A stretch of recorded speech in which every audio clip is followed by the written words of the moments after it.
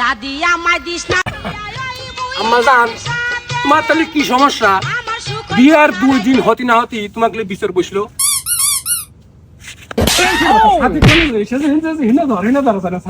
মাতবর সাহেব, আপনি তো সব জানেনই। अच्छा এই লাঠি দিয়ে কি এই কুদারিটা ঠকবি? আম্মা জান কি কও এগুলো? কি বালের মাদ্দার হয়েছে কিছুই বোঝে না। তোমার 2 দিন হলে বিয়ে হতি না হতি ঝামেলার ভিতর কুদাল লিয়ে আসো চাইলে। মাতবর সাহেব, আপনি বিষয়টা বোঝেন নাই। আলাস সালাল কয় কি? তুই কি আমার সাথে বেশি বুঝি?